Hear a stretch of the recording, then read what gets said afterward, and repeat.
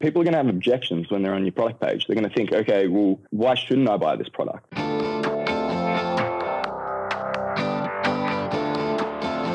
Hey, my name is Felix Tia, and I'm the host of Shopify Masters, a weekly podcast powered by Shopify, the easiest way to sell online, in person, and anywhere in between. Each week, we invite entrepreneurs like you to share what they've learned growing successful e-commerce businesses. In this episode, you'll learn how to drive traffic when you are transitioning from selling on a marketplace to your own website, what kind of information to include on your product page that leads to conversions, and how to get a customer to buy if they did not buy on the first visit. Before our show, I wanted to chat about Shopify shipping. Did you know that you can buy shipping labels for your orders at home and print them with a regular printer, get shipping insurance within the United States, and receive discounted shipping rates with certain carriers with Shopify shipping? There are no additional fees, carrier account, or app required. This is included with your Shopify plan, so check out Shopify shipping today at shopify.com/ship. Today, I'm joined by Ace Runas from Threadheads. Threadheads is a pop culture-loving t-shirt brand, illustration studio, and printing hub rolled into one delightful organization, and was started in 2018 and based out of Melbourne. Welcome, Ace. Thank you, Felix. Thanks for having me. So you told us that when you came up with this business, you had imagined a new business model for your niche print-on-demand graphic tees that didn't really exist in the market. Can you tell us more about that? Like, what is it about your niche and what differentiated your product from what was available in your market? Yeah, I guess we didn't really, I don't think it was an original business model from the get-go. I think, in some ways, the actions led to the strategy. So we really started with just the idea to sell graphic t-shirts in apparel. There wasn't really a good pop culture t-shirt brand in Australia at the time. There were some from overseas or that had moved to overseas, like Redbubble, Threadless, TeePublic, a handful like that. But there wasn't anything really in the Australian market that we thought was particularly good. So we got started. I was actually overseas at the time. I'd basically been studying. I'd been traveling. I did a humanities degree, so I was, in political science and not really engaged in the business world that much. But I started to sort of get into digital marketing, and I could see that was sort of the future and where things were headed. So while I was overseas, my brother put me in touch with Marcus, my business partner. And I knew at the time that Marcus was selling predominantly through the eBay channel, and that, eBay was starting to get some competition with, Amazon and some other marketing platforms, including Shopify. And so he was really interested in moving to a direct-to-consumer brand. And he had some of the equipment, we had some dusty old printers. We sort of worked in a bit of a dungeon, to be honest. It was like this place with all these tiny rooms. It was like I think it was a massage parlor or something. Anyway, it certainly didn't seem like the makings of anything serious. And so we bootstrapped everything. Around 50K total went into the business. And look, the original goal was to make just really like an amazing graphic t-shirt store. We sort of looked at the rest of the market and even those companies that I mentioned overseas, and we felt that something was missing, and that was really there wasn't an emphasis on quality. There wasn't an emphasis on, having a really strong portfolio of designs. And really the designs and the art and the illustration is at the heart of a graphic t-shirt store. And so the goal for us was, first of all, to sort of curate the products that would come into our store. And we were initially designing a lot of it ourselves. It was some very basic stuff. And we were drawing on a lot of, pop culture inspiration there. And then basically in 2019, we built a private app, and that allowed us to pay artists that would be able to join the platform and receive a commission to their work whenever they made a sale, basically. So around the same time, we moved to Shopify, which was phenomenal. I think the infrastructure that gives you as a platform, and then the ability at the time anyway to purchase a theme, like a 220 USD for what I would consider to be, a $10,000, $20,000 website was immensely powerful. So I think that's pretty much what happened. you know, and the original goal dream was just to build the best graphic t-shirt store in the world. And that's still sort of our dream. Awesome. So you had mentioned that the kind of seeds of the business came from your business partner selling on eBay, and you had mentioned that you guys are working together to bring this more direct to the consumer, basically from moving from like a marketplace to your own platform, your own website. Now, when you're making this transition, which I think some listeners out there might be considering this, where they are selling through a platform, or rather selling through a marketplace like eBay or Etsy, and they want to make this transition into their own platform, what kind of assets or skills did you find were helpful in this transition from, again, selling on a marketplace to your own platform? Well, I think the first thing that you get is a control over your acquisition channels and retention channels. So, you know, I basically started doing, you know, a Master of Management and Marketing sort of at the same time as we started Threadheads. And what I could see in that course was it was really focused on traditional media. And that wasn't really where I thought the industry was headed. So, you know, my bent or my goal was always looking at digital media and working out, okay, well, how do we actually sort of grow a business online only? So, you know, one of the things with eBay is that, you know, you can do paid advertising and then they sort of ship that over to Google Shopping, and you know, it is sort of, and you can appear in organic Google search as well through that. And then, of course, you have the people that are just searching on eBay, but really you're limited in the scope of the sorts of channels that you can use to acquire and retain customers.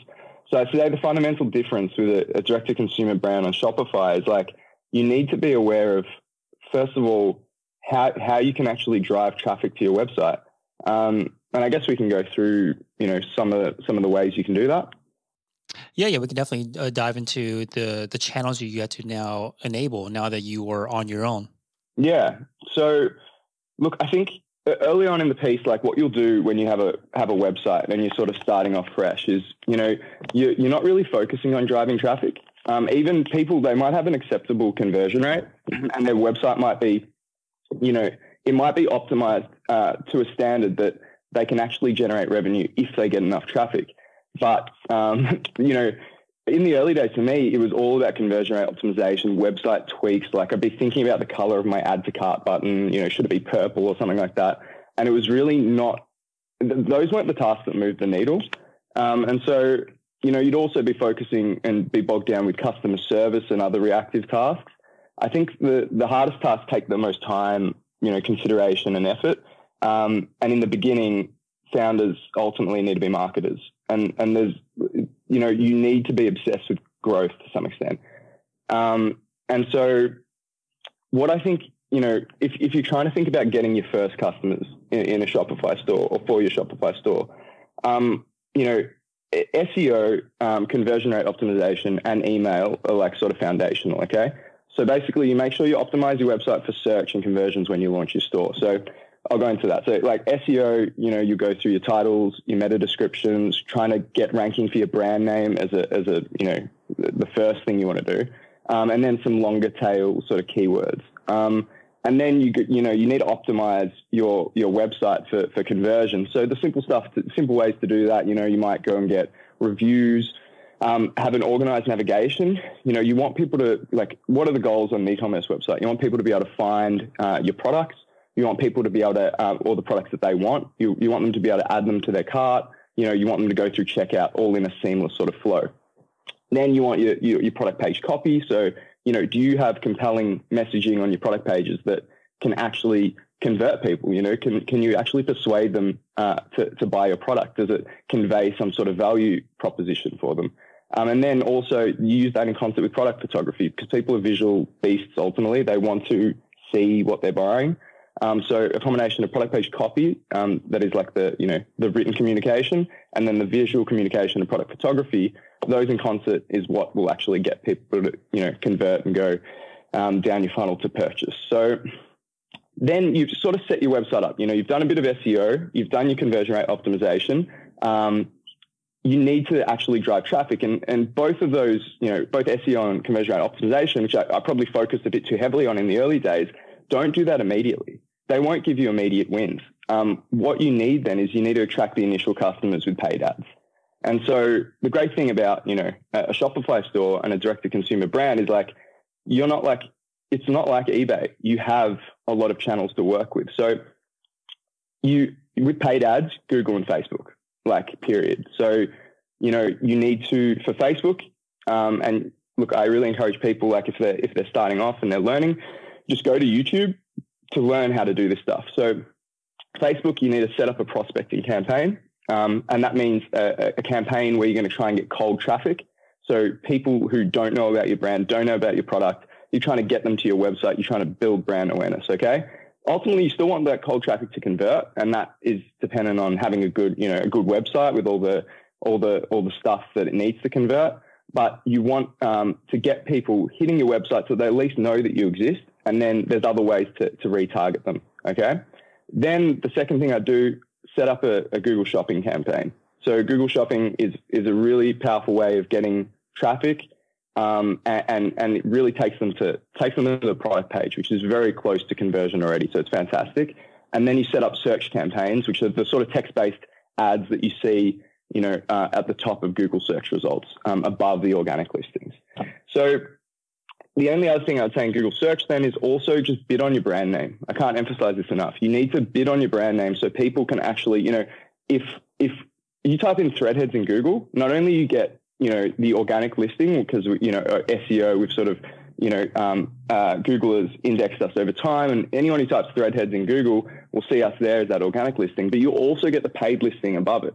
So you're getting all of this real estate for your own brand, which is, the whole point of building a D2C brand on Shopify is you're building a brand. You want people to find you. You want people to know that you exist. And so, those people that you're hitting up with Facebook ads and, even word of mouth, you might be telling someone about your brand and they might tell someone else, or someone might buy a product and they might tell a friend.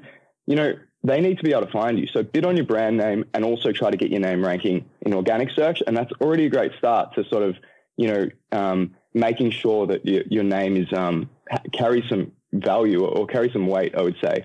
And then the important thing here is get Klaviyo. There's no other real, I think, email solution that works, so beautifully with Shopify. It is, it's just an amazing tool. And then you can set up flows like abandoned checkouts, which I'm sure people would be familiar with. And you can capture sales on the back end. So, and then the other way to retarget people, your warm traffic with Facebook ads. So you can actually, create an audience of people that have visited your website and then show them ads. And this is all basic stuff, but all of those sorts of activities working together are pretty much how you sell product, and it is all dependent on having a great product. And a good website experience. We talked about conversion rate optimization, but those are the ways you actually get traffic to your website, which I think a lot of founders at the start, they're not so focused on. They're focused on, maybe more product and experience, but you need traffic. So, I would just say lots of YouTube videos. I honestly made more money from one YouTube video that I watched in 2019 than I did from my entire $100,000. We get it sort of for free from the government here in Australia, but I sort of have a little bit of debt from that. My entire degree that cost me $100,000 was less valuable to me and has made me less money than one 12-minute YouTube video by I can't remember his name. He's some French dude, but he's good at Facebook ads basically. Going to have to grab that video link from you after this. And I'm sure people are ready to get it. It's not quite as relevant as it once was, but it's still a fantastic video. Yeah, I'll grab it from you after. So lots of great stuff in here. You basically broke down a high level the way that you generate traffic to your not just traffic, but profitable traffic. So let's break this down a little bit. So the first thing you talked to us about was kind of mostly based around, again, SEO and conversion rate optimization. So I want to touch on this first and kind of go in order. So you had mentioned that the first thing you want to make sure is that there's a seamless checkout process. Now, do you remember what kind of changes you made along the way, or maybe even what mistakes you see other people making, especially brand new entrepreneurs, with their checkout process that you think if you make this change, you can actually see a lift in your conversions? Yeah, I don't think there's a silver bullet. I think there's things that people miss out on. So the first thing you go to is like, okay, you use a review application, and it sort of depends on having a good product again. But you might use Judge Me. I know a lot of people use Yotpo. There's some like Okendo and some other great ones that are a bit more expensive. But Judge Me is a great budget one to start with. Judge.me, I think it's called. And you want reviews. That's the first way I would say of gaining momentum. Then the second thing is, again, like make sure your product descriptions and your product photography is really strong. And a lot of people, will sort of maybe cobble together their product pages. But you need to just make sure those things are really tight. And then I know a lot of themes, like if I was going to the theme store now, I would buy one of the, there's a few good theme. I sort of don't want to give them away, but there's a few, vendors on the theme store that know their stuff. Okay. And if you go to them, and you get an extendable theme that is like one that you can customize enough without knowing code. Cause like me and my friend, we know a bit of code. So we've been able to make adjustments to our website. But if you don't have like any programming experience, you need something that allows you to have a bit of control over it. So you can communicate, your the benefits of your product really effectively. You can maybe, include some of that brand story that sort of, warms up a prospect and sort of gets them to love what you do. So I think it's like the number one rule of conversion rate optimization for me is like, go look at the best websites in the world that you look up to. Maybe they're in your niche, maybe they're not, but they're on Shopify and do what they do. If it makes sense, it depends again on the niche. And then once you get to checkout, I mean, it's Shopify checkout. I don't even touch the checkout. We're on Shopify Plus, but the Shopify checkout is, it's been designed by people at Shopify with the intention to sell, and that they know what they're doing. I feel better than I do. So I'm just like, yeah, I'll go with you guys. I trust you. So checkout, you're all good with Shopify. That's a great, that's one of the great advantages of Shopify over like BigCommerce and WooCommerce. I wouldn't even touch those platforms. But anyway. Awesome. Okay, so you mentioned getting those reviews, using different apps and tools to reach out to people and automate a way to get those reviews and show them on your product page. Are you highlighting or displaying these reviews anywhere else to get more use out of them? Not really. Honestly, product page, like, that's where you're converting people. So get people, drive traffic to your product pages. Google Shopping, great example. People click on a link in Google search, takes them to a product page. They look at your product photography. They look at your description. They understand why the product will benefit them in some way. They scroll down. They get reviews. Okay, that confirms that there's some social proof. This product has worked for other users. There's already so much trust built there that for me, I wouldn't have my reviews anywhere but a product page. You could use some testimonials on the homepage, or depending on what your brand is. But yeah, no, I think they're really effective on the product page. I'd put them there. So sticking on the product page a bit more, I think I've had guests come on the show. They have product pages. Some of them have thousands of words on the product page. Some have less. Like, how do you decide what is the right combination of how much copy, how much information you need to provide about the product itself to your customers? I think it depends on the product. Like for us, we don't actually have a lot of copy, but we really touch on the key points. And so, first of all, we go on the key points of the product itself. For us, the focus is on some of the designs are exclusive in-house illustrations by us, or we'll say exclusive design by Threadheads. Then we'll say premium quality tea, 100% cotton. We'll have ethically sourced because we have accreditations for how we source our garments. And then we have printed in Melbourne or printed in Australia, I believe, because, we're sort of got that Australia focus. That's our market. We love Aussies, and that is, sort of, how we position our brand. So, you want those key points there, and they're sort of for the product. But then, okay, well, do you have your shipping times there? And do you have some, a bit of flavorful copy about, how they're going to actually get their product? And then what's the exchange process like? So, make sure you have something that's really accessible there that lets people know that they can exchange if that's part of your process. And I would encourage it to be, because basically, people are going to have objections when they're on your product page. They're going to think, okay, well, why shouldn't I buy this product? And typically it's those objections that get people to leave, so it may be price, it may be, the fact that you don't have exchanges, it may be these sorts of things. So make sure you're just sort of answering any objections that you can think of that they might have. But as a general rule, if your product is more complex than, say, a graphic T-shirt, which we sell, where it's more predicated on the design itself, do I like this design or not? Then you need more detail, and you need to really communicate the benefits of this product over another one.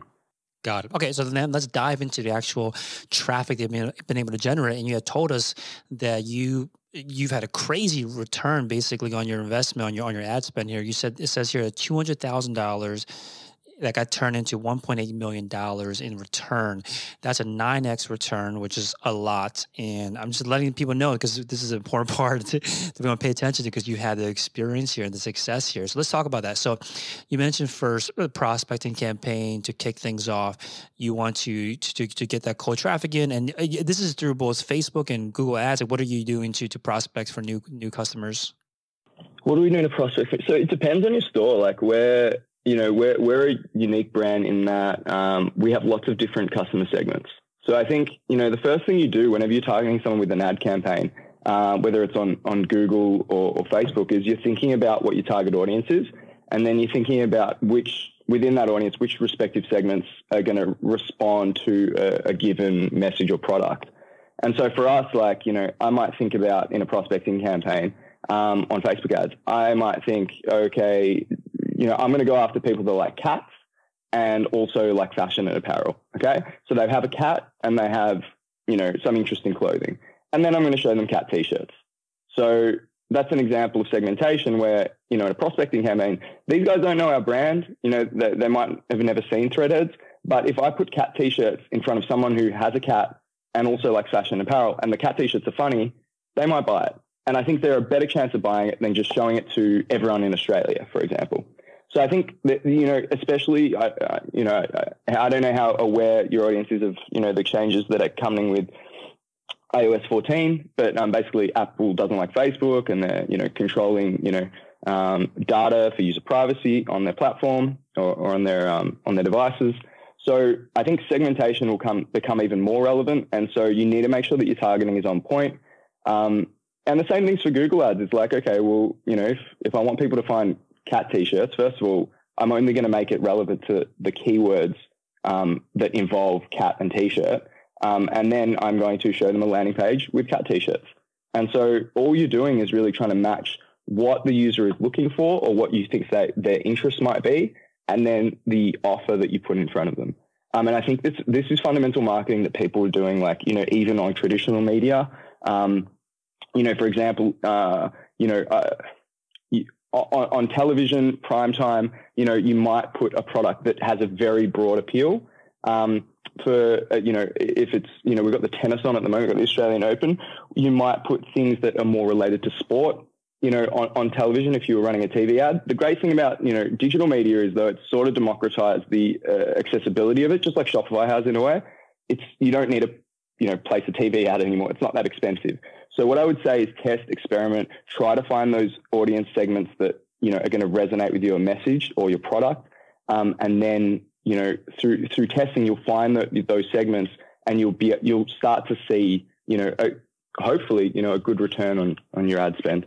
I think it's a good point about how there's different types of segmentation depending on the kind of business that you're in, because your business is so design heavy that it makes sense to segment customers based on their interests or their likely interest in the kind of designs that you have.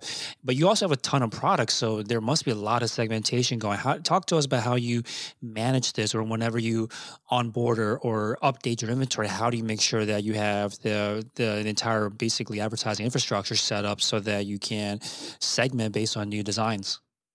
Okay.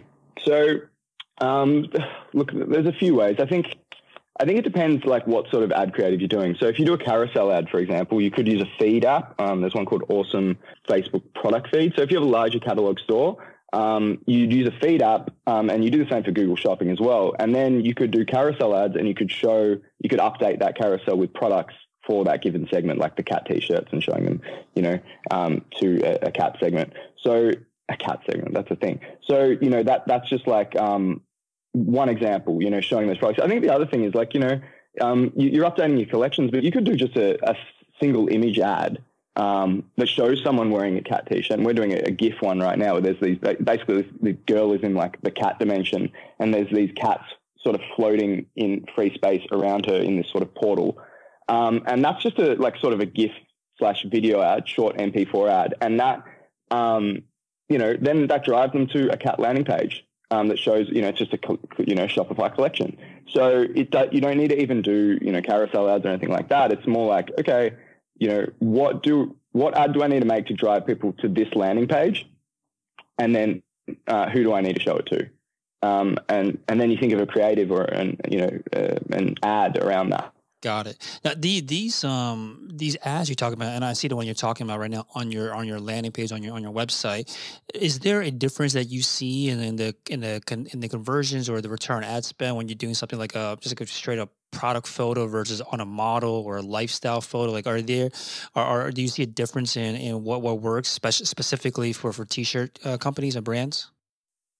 Look, I think if you're a brand like us, I don't think it matters as much. I think first of all, you want your product images to be good, even if they are like templated. Like ours aren't on models or anything like that, just because we have such a huge catalog. And also we're not targeting specifically men or women. So from the get-go, for me, it was about, okay, I'm going to make unisex product pages. So I want men and women to be able to go to these product pages and they can still buy the product. So that was really critical to us. But I think if you're like a more trying to start a high-end brand, let's say you're trying to start like a sustainable fashion brand, that I know I've seen a lot of these sort of popping up, like you maybe, hemp clothing, these sorts of things. Well, you probably want it to be a bit trendier. You want it to be cool.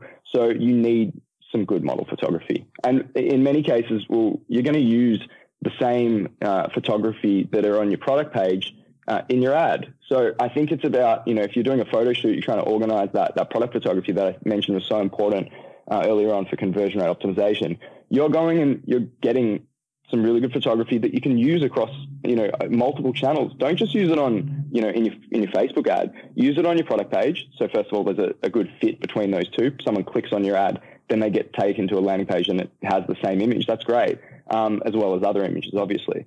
And then use that, that same image as a campaign or hero shot on, in your latest email. Use it in your organic social as a post. Use it as a story, So I think, what we're getting our heads around at the moment as a team, because we've got like lots of creatives here, it's like, let's make content and let's make it, omni-channel. Let's use it across all of our channels. And I think that is probably the best approach when you're trying to, come up with a piece of ad creative. Yeah, it's certainly something that needs to be done when you're talking about like bootstrapping a business. You can't have assets that are just one-time use, right? You have to be able to use it across multiple channels, like you're talking about.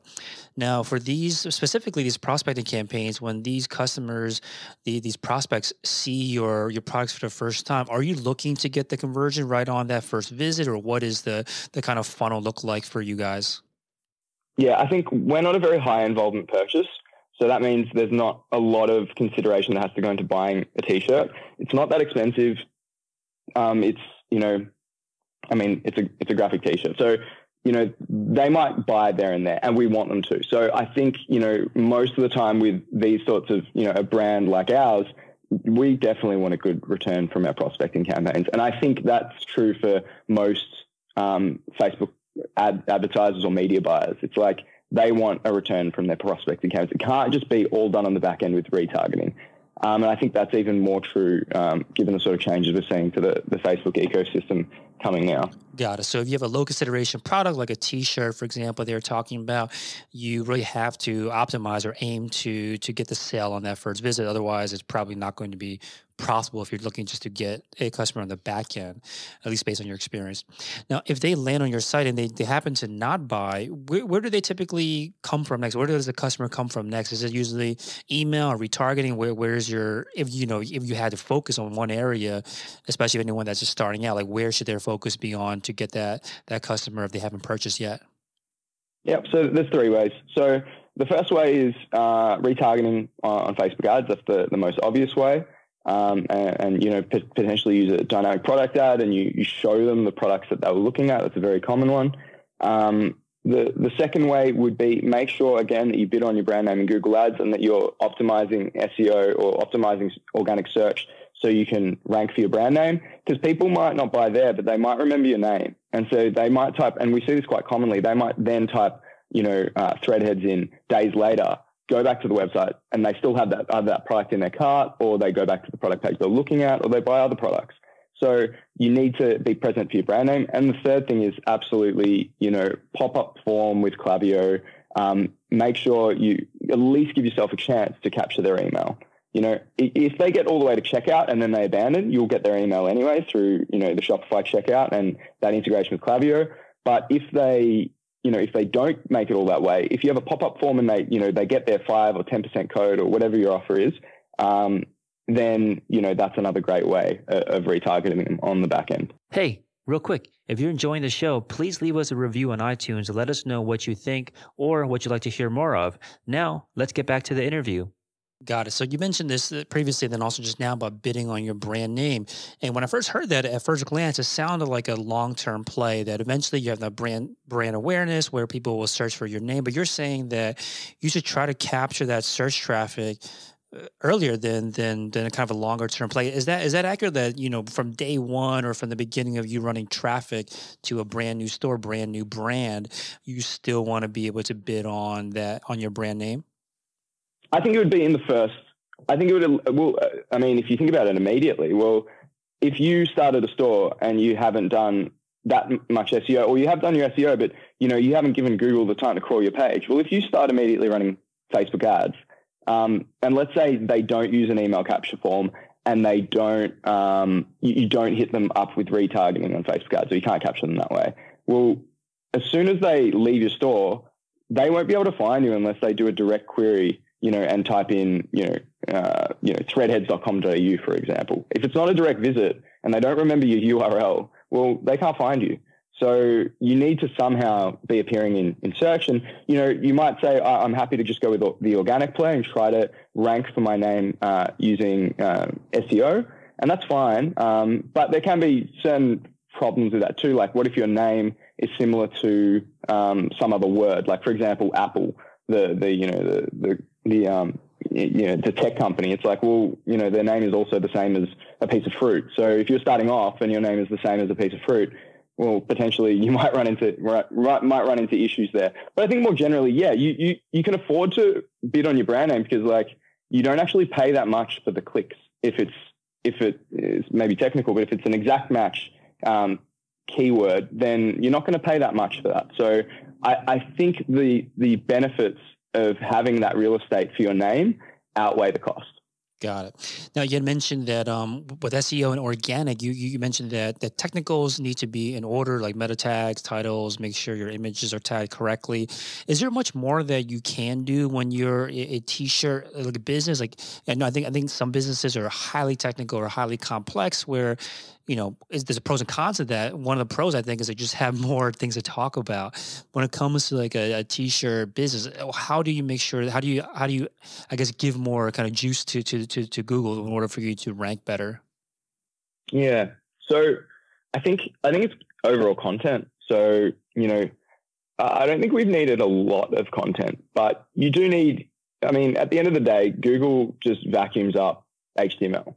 So you need to have text on your website, and that text needs to include keywords that are relevant to what you're offering and what users are searching. And so the first step with optimizing any website with its on-page SEO is like, all right, I do my titles, I do my meta descriptions, I go through, I write my product page copy, I write my content on my homepage. The second thing might be trying to find what links you can possibly get. If we're not doing just on page, you might try to think about, okay, well, do I have a supplier? Do I have, are there any directories maybe in my area for local businesses and stuff like that? Are there any ways I can get some what they call backlinks to my website? And what that does for Google is it sort of increases your domain authority and Google tends to respect websites that have other websites linking to that domain. So, those are some of the basic ways to do it. I think, a great tool, and it's a paid tool, but, you can start, first of all, you need Google Search Console for SEO. And then, there's this tool called Ahrefs, and it's industry standard. It's the best. And so you just, their blog is actually fantastic. So if you need to start in SEO, you need to work out what are the first 10 things I need to do to optimize my website for organic search. Well, these blogs are fantastic. There's another guy called, I think, is he Brian Dean or something, from Backlinko? He is a gun, so Backlinko. He's fantastic. Neil Patel is like a, industry heavyweight. His blog posts tend to border on 100,000 words though. So, I'd watch his video probably more than I'd read a blog post. And those are some people that I would just look at if you're just trying to do beginner SEO. Awesome. So I think you mentioned that there are three things to do to recapture that customer if they haven't purchased right off the bat. Just email, Google search, and then also I think Facebook retargeting. So now when you are retargeting a prospect or even an existing customer, what are you showing usually when it comes to retargeting? Is it different than what you would show in a prospecting campaign? Yeah, look, I'm probably not the best practice, and I need to do better with retargeting. At the moment, we use predominantly DPA ads, and they're dynamic product ads. That is, we'll show the products that people have been looking at on our website. We've just gotten such a great return from those that I haven't really explored other options. But I know that brands are very successful using retargeting with single image ads, video ads, showing creative that, and then having copy that's like, it can be playful about the fact that that the user has been visiting your site or whatever. I think there's a really great resource called Facebook Ad Library, and you can type in your favorite brand. Let's say you type in I think one of the big brands at the moment that's really crushing it on Shopify is called Allbirds. You might pop in their name in Facebook Ad Library, and you can look at all of their ad creative running right now. And that's just absurdly powerful. I think the reason they implemented that, Facebook, was because of the election fraud. And so they needed more transparency into what advertisers were putting out there. But it's turned out to be a great tool for marketers. So I think if you need inspiration, you need to work out what Allbirds might be doing on, the front end and the back end. Well, just, hit that up, pop their name in there and you'll get a good idea. Yeah, I think there's a lot to be said about just getting inspiration or looking at what's working already. You don't have to kind of reinvent the wheel a lot of times. Look at what's already working. Absolutely. And apply it to your business. Like a website, always, e-commerce website, you're always going to have the cart. Where's it going to be? It's going to be in the top right corner. A lot of these principles don't change. There's very, basic tenets of an e-commerce website, and you need to just, see what other brands are doing and look at those fundamentals. And then I think, often with e-commerce, there's this sort of intersection between user experience or UI and conversion rate optimization. A lot of people say that design, like experience design, is very different from conversion rate optimization, that marketing and design aren't links. But ultimately, user experience is about allowing people to, achieve whatever goals they have on, in any given experience. So let's say on a website and an e-commerce website, it's to find products that they're after, and then to be able to check out with them, as we touched on before. And really the goals there align quite well with conversion rate optimization. So I think look at the best brands, look at what they're doing, make sure it's a fit for your brand, and then just implement it. Awesome. So we talked a lot about things that worked well for you. Was there anything in a paid acquisition route where you spent money to drive traffic that just didn't work out as well as you would have liked? Look, I don't think from like a paid perspective. I think it's just, again, spending time on tasks that don't really move the needle. So, don't just think you're really busy because you're doing customer service and because you're, constantly sitting on your website and looking at, all that conversion rate optimization stuff we said. It's like, just do it quickly, get it together, get your, product photography, all this descriptions. You can optimize them, you can improve them, but it shouldn't account for most of your time. I think the more time you spend in, you're generating traffic and thinking about that, the better you're going to do. I think one of the things I stuffed up with paid acquisition in the early days, actually, now I think about it, was not testing. So if you don't test, you're going to constantly run into this problem where you're like, oh, this, I don't know, campaign isn't working. All right, well, I'll turn it off.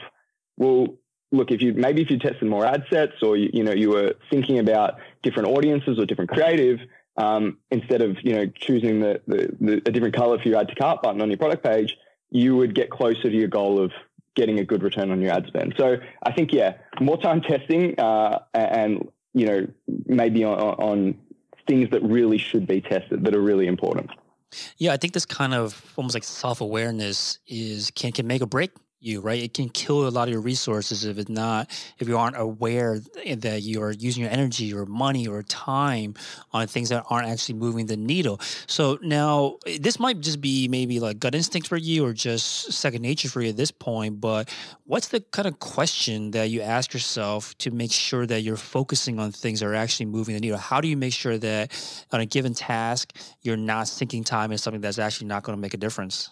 It's actually a really hard one. How do you be highly productive all the time? And I don't think you can be. I think I go in waves where I feel like I'm achieving a lot of things, and then times where it's like, oh, not quite getting as much done as I'd like. And I find, and I'm not sure if this is true, but I find that the harder tasks are the ones that require more effort, that require more thought, that require some, modicum of research.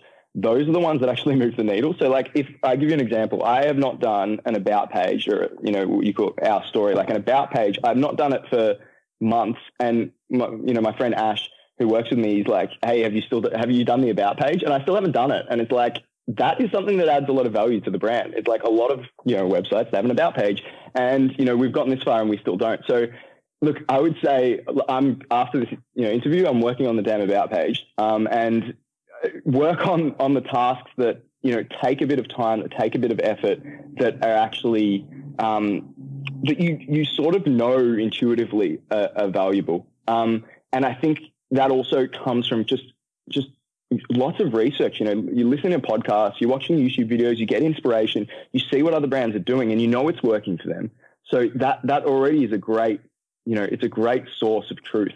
I think you've got these people who probably know a lot more than you. And I know I listen to a lot of people that know so much more than I do. And I'm like, okay, well, it's working for you. You're sort of in my niche, or you're sort of, you're an e-commerce, you're a direct to consumer brand.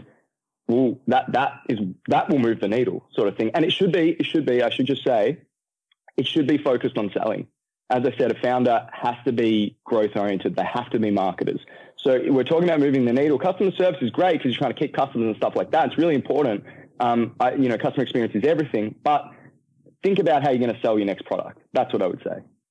Yeah, I think keeping your eye on the right thing is super important. I think there's something to be said too about how especially when you're just starting out early on, I think there's this tendency to almost like act like a surgeon with a scalpel when you really should be using a sledgehammer and just like trying to do bigger things, right? Instead of changing color on a button, try a completely different angle for an ad, right? Do something that is kind of more impactful. I think when you're at scale, right, then I think smaller things, smaller changes make a bigger difference. But when you're just starting out, you kind of just gotta almost not go as a shotgun approach necessarily, but you have to be doing things that are more higher leverage, essentially. Agreed. Yeah. So now, speaking of making sure that you're doing the right things, you had mentioned super early on in this interview about how you spent $50,000 that went into the business early on. I think, a lot of people are starting with that want to bootstrap. Like, what would you say were some of the more some of the best value things that you spent your money on early on to grow the business? Oh God, stock. We needed capital equipment to some extent. I think testing in Google Ads and having some sort of paid budget, buying a website, unless you're making your own custom one. I would definitely advise, if you're starting your shop at the start, like we had, getting a website from the theme store is the best thing you can do. Make sure you pick a good one. I think, having enough money to throw it at your marketing is probably the right way, but you don't want to be burning your cash either. So, you need to make sure that you're testing enough that you're getting that validation, and you're sort of, your dollars are not going to waste. A lot of people might throw it into one campaign and then just sort of let it sit there, even if it's not, getting you a good return, or they'll just be really reactive. They'll turn it off straight away. You need sort of a balance there. But I mean, I think it's the same for all e-commerce brands. It's like, okay, well, you need stock, you need inventory, so you need to invest in product. But you don't want to invest too much in product that you don't have enough to spend on marketing. I mean, there's so many like examples of, the Silicon Valley brands that get all this venture capital funding. And, of course, it's a lot more money than we had or people listening to this might have had. But then they have this brilliant product and they have no audience. They have no customers. So you need a bit of money for product, but you need a bit of money or a lot of money for, actually driving traffic too. So I think that you're striking that balance is really important. Awesome. So the website again is threadheads.com.au. And I'd leave this last question. What would you say you would like to see happen this year for your business in 2021 in order for you to consider it a successful year? Okay. Well, I'm not actually sure. I think, we just want to gel more as a team. I think we want to be far more collaborative. We've got a lot of creatives. We've got 2 illustrators, graphic designer, some people in digital, and as a team, we just want to put out some really good content. I think we want to, increase our content game, push more stuff out there, let people know who we are. From financial perspective, probably want to grow to an 8-figure brand. And then, maybe push into some other markets too, but we'll see how we go. Awesome. Thank you so much, Ace, for coming on and sharing your story. No worries. Thanks so much, Felix. Thanks for tuning in to another episode of Shopify Masters, the e-commerce podcast for ambitious entrepreneurs powered by Shopify.